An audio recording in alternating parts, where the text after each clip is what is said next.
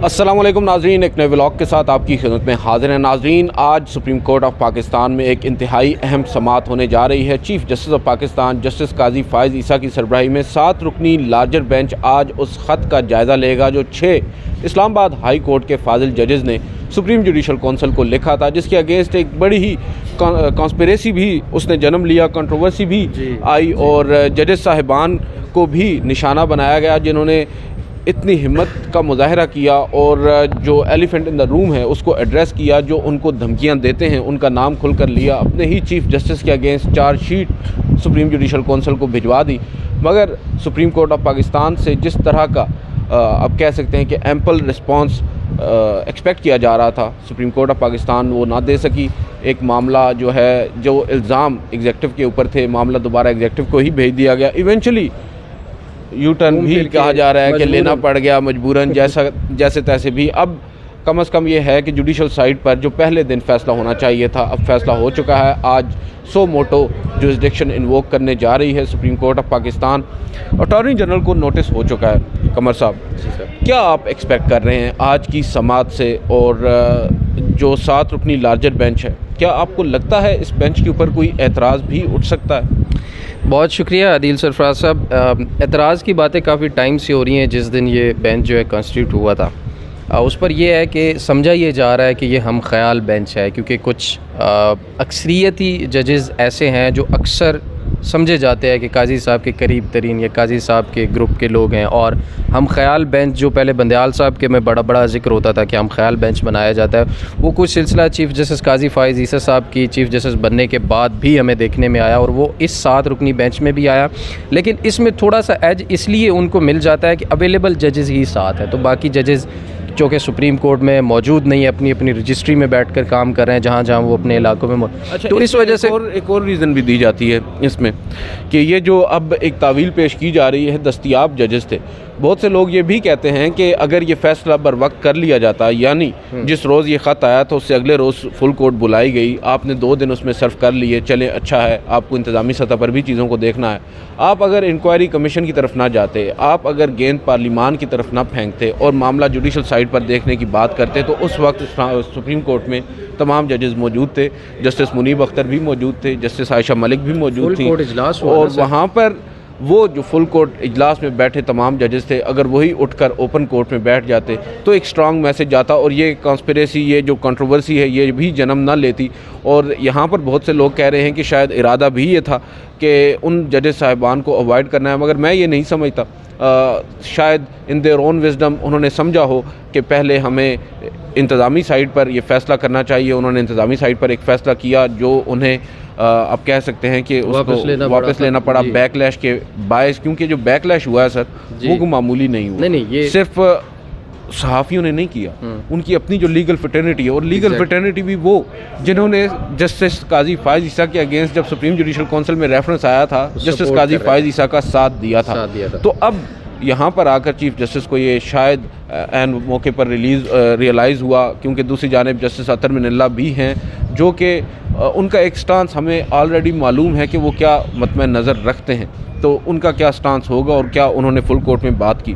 अब open court में ये समाअत होगी, आपको लगता है कि ये समाअत, इसमें कोई पॉजिटिव चीज़ें सामने आएंगी?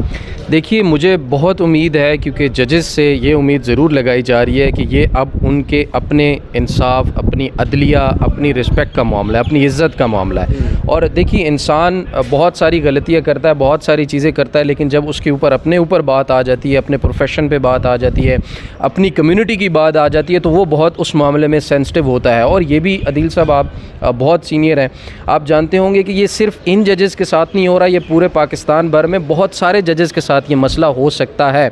बहुत सारी शिकायत ऐसी ऑफ द रिकॉर्ड आती रहती हैं, जिनकी वजह से अब भी ये शिकायत आ रही है कि कुछ जजेस ऐसे भी हैं जो इंतज़ार कर रहे हैं कि इन 6 जजेस के लेटर का क्या रिस्पॉन्स आता है, ये ऊँट किस करवट बदल बैठता है, तो हम भी जो है इस मामले में सामने आ सकते हैं। दूसरी जो बात आपने की थी कि उस वक़्त फुल कोर्ट जब इजलास हुआ तो ये उम्मीद ज़ाहिर की जा रही थी कि उस वक़्त फुल कोर्ट इजलास जो है वो कन्वर्ट हो जाएगा फुल कोर्ट बेंच में, और ये फ़ैसला या ये जो लिया जाएगा कि इस केस को देखा जाए। और देखिए पाकिस्तान की आवाम की तरफ से भी और उन 300 जो वकला हैं स्पेशली उनमें जस्टिस रिसायत तसद्दुक़ जिलानी साहब के बेटे भी उसमें शामिल हैं कि जिन्होंने कहा है कि ये कमीशन के सपुर्द मामला नहीं करना चाहिए क्योंकि अदलिया अपनी आज़ादी को ख़ुद सरेंडर कर रही है जो एग्जेक्टिव हैं उनके सामने, क्योंकि एग्जेक्टिव के पास अपने मोटिव्स होते हैं, अपने सियासी मामलात होते हैं, मकासद होते हैं, तो वो हर हाल में उसको इस्तेमाल करेंगे। और अगर हम सिर्फ नून लीग की बात करें जिनकी अभी हुकूमत है तो वो पहले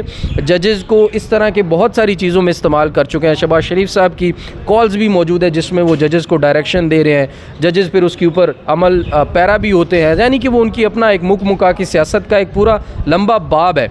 तो वो इसको ज़रूर इसको इस्तेमाल करते, तो वाहिद और जो इकलौता हल यही था कि फ़ुल कोर्ट इजलास से आपके कहने के मुताबिक फ़ुल कोर्ट बेंच में कन्वर्ट होता और ये मामला उसी वक्त टेकअप कर लिया जाता। और मेरे ख़्याल में अब भी देर नहीं हुई है, ये 7 जजेस जो बैठे हैं, अब ज़ाहिर है मुतफ़र्रिक़ दरख्वास्तें आएंगी, एतराज़ात भी होंगे, बातें भी होंगी, चीज़ें मज़ीद सामने आएंगी।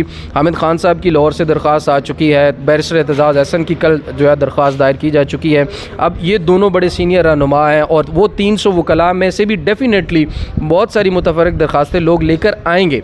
तो अब ये मामला वंस एंड फॉर ऑल ज़रूर हल होना चाहिए और इसको उस तरह से हल होना चाहिए कि फिर दोबारा ऐसे मामलात जो हों वो ना हो। दूसरा, मैं आपका एक प्रोग्राम देख रहा था कुछ 3-4 दिन पहले, उसमें भी आपने ना बड़ी एक खूबसूरत बात की थी।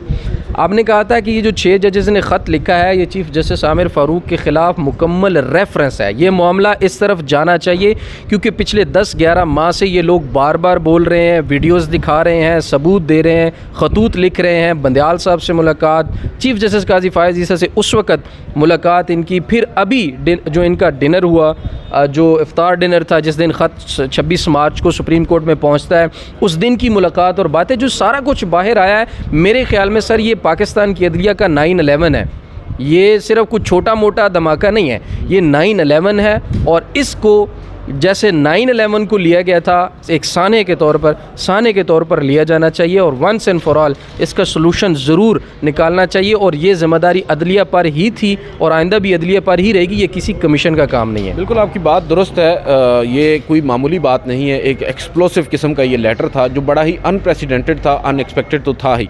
जो बात ये कर रहे हैं रेफरेंस की, तो बिल्कुल जस्टिस आमिर फ़ारूक साहब जो हैं chief justice Islamabad high court, उनके अगेंस्ट ये बाकायदा तौर पर मेरी दानिश में एक रेफरेंस है, उसमें जो एविडेंसेस उनके अगेंस्ट प्रोवाइड किए गए हैं, गो कि वो सर्कमस्टेंशियल हैं, मगर उनको यहाँ पर अदालत में वाज़े भी किया जाएगा उनको। और दूसरी जानिब सबसे इम्पॉर्टेंट चीज़ ये होगी कि क्या सुप्रीम कोर्ट ऑफ पाकिस्तान इस पॉइंट को भी देखेगी, और जो सबसे अहम चीज़ है कोड ऑफ कंडक्ट की, क्या उसके लिए ये मामला सुप्रीम जुडिशल काउंसिल को रेफ़र होगा, और क्या इंक्वायरी कमीशन तश्कील दिया जाएगा जो जुडिशल इंक्वायरी कमीशन होगा, जो सुप्रीम कोर्ट के 3 या 4 या 5 हाजिर सर्विस जजेस पर मुश्तमिल होगा। मोस्ट प्रॉबली 1 या 3 जजेस पर मुश्तमिल होगा ये इंक्वायरी कमीशन, जो ये तय करेगा कि असल में हो क्या रहा है। वसीम मलिक साहब आ जाएँ, आप अभी वॉकिंग ट्रैक से आए हैं, कहाँ से आए हैं? मैं घर से आया हूँ। अच्छा, तो आप मुझे ये बताएं कि क्या आप एक्सपेक्ट कर रहे हैं, क्या आपकी क्या अंदाज़े हैं कि सुप्रीम कोर्ट ऑफ पाकिस्तान आज क्या कर सकती?